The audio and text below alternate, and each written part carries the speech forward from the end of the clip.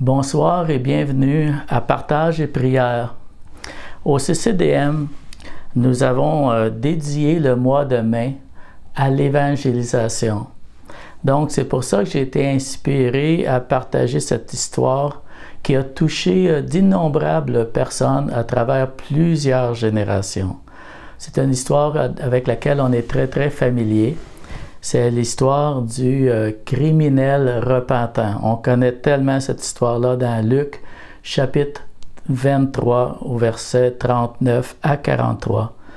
C'est une des histoires les plus connues de l'Évangile. Même dans le monde, à l'extérieur de l'Église, on connaît cette histoire-là, on a fait référence.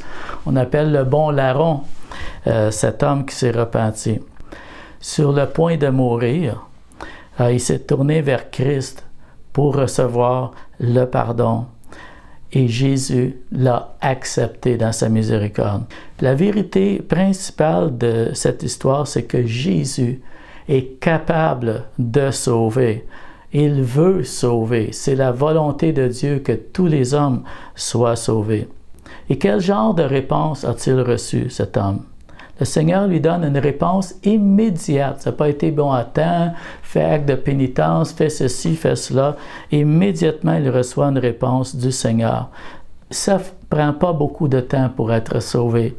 Aussitôt que le cœur est prêt à se tourner vers le Seigneur. De toutes les personnes sauvées que vous avez pu entendre le témoignage, il n'y a personne d'autre qui a reçu une assurance aussi glorieuse que cet homme-là, une déclaration aussi certaine de son salut, que son salut était accompli.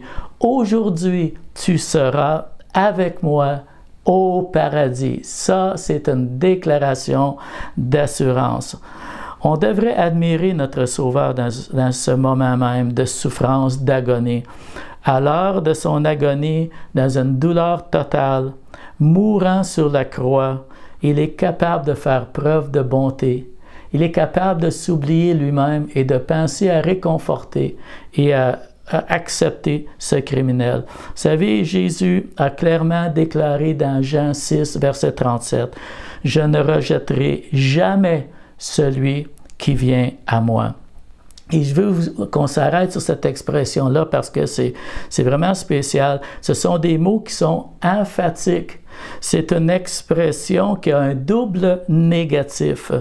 Je ne vais en aucun cas mettre quelqu'un dehors ou expulser quelqu'un. Je ne rejetterai certainement pas. Donc, c'est double emphase, double négatif. Jésus démontre que tous sont sauvés par la foi. On en voit la preuve ici, car cet homme, nous savons, n'a pas été baptisé, il n'a pas eu d'église, il n'a pas pris la communion, il n'a pas servi le Seigneur, il n'a pas donné d'argent aux pauvres, et sa foi n'avait même pas une seule journée. Que pensez-vous de cela aujourd'hui? Jésus peut guérir et délivrer même les cas les plus désespérés. Alors, ne désespérez jamais. Jésus est toujours le même. Personnellement, dans ma vie, après 9 ans de ténèbres, de drogue, de vie déréglée, une prière de repentance, une soirée où j'ai entendu l'Évangile m'a transformé pour toujours. Le Seigneur m'a accepté comme cet homme ici. Que faire si vous avez beaucoup de péchés, beaucoup de mauvaises habitudes, ou si vous avez fait beaucoup de mal dans votre vie? Il y a toujours de l'espoir selon cette histoire. Si on regarde la foi de cet homme, comment elle est décrite, c'est merveilleux. Il y avait du respect envers Dieu. Il dit, ne crains-tu pas Dieu? Donc lui craignait Dieu parce qu'il s'adresse à l'autre prisonnier, ne crains-tu pas Dieu? Et dans son passé, ça veut dire qu'il avait entendu parler de Dieu par quelqu'un de proche de lui, peut-être des parents, peut-être qu'il avait eu une éducation religieuse dans ce temps-là. Il y avait peut-être, comme aujourd'hui, on peut comparer ça à l'école du dimanche ou à des amis. Il y avait des gens autour de lui qui croyaient en Dieu parce qu'il a appris à avoir une crainte de Dieu. Et ça me rappelle, en Chine, j'ai souvent entendu des témoignages de conversion. Et plusieurs des étudiants à l'université ou des adultes ont raconté: mes grands-parents, avant la révolution culturelle, parce qu'à partir de la révolution culturelle, on a enlevé toutes les Bibles de la Chine et on a envoyé les chrétiens dans des camps de travail pendant des vingtaines d'années pour certains. Il n'y avait plus de Bibles nulle part, on les cachait, c'était des choses très, très précieuses et très rares. À ce moment-là, c'était les grands-parents. Mais ces gens-là, plus tard, quand ils ont connu Dieu, quand Dieu les a visités, ils se sont rappelés du témoignage de leurs grands-parents. Donc, c'est important. Deuxième chose à propos de sa foi, il connaissait son propre péché. Pour nous, ce n'est que justice, puisque nous recevons ce qu'ont mérité nos actes.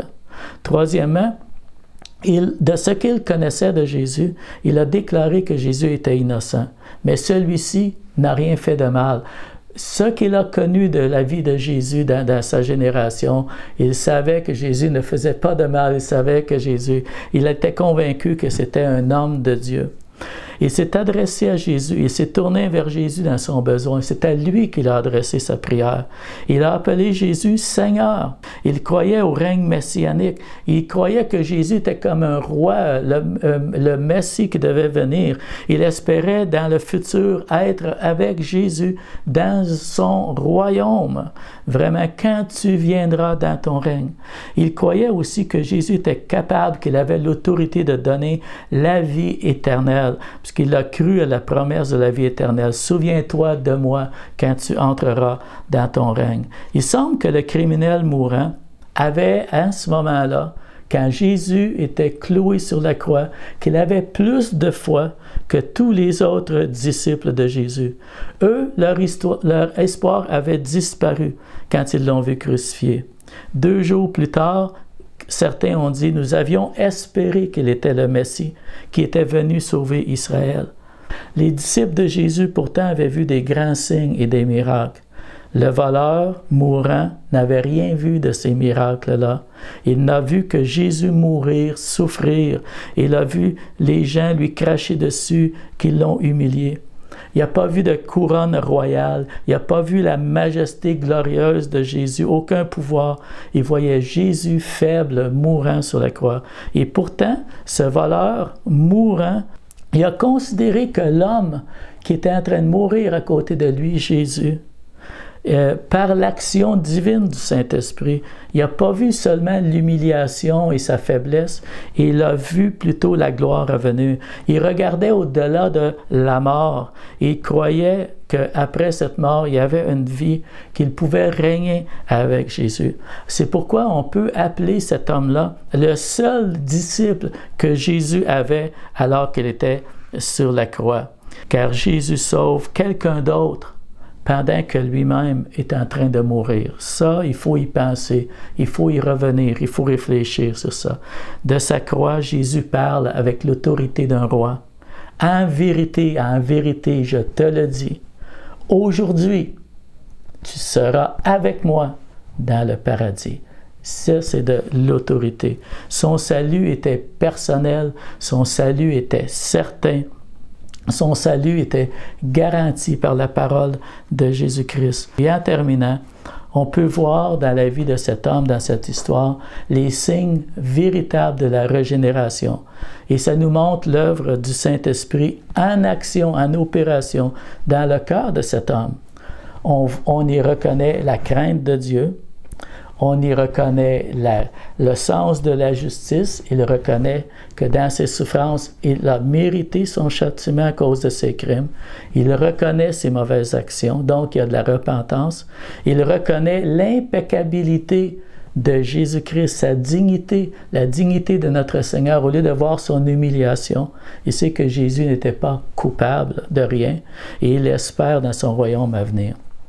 John MacArthur a dit: au moment de la régénération, le Saint-Esprit donne le don d'une foi repentante aux pécheurs. Le résultat est une conversion spectaculaire.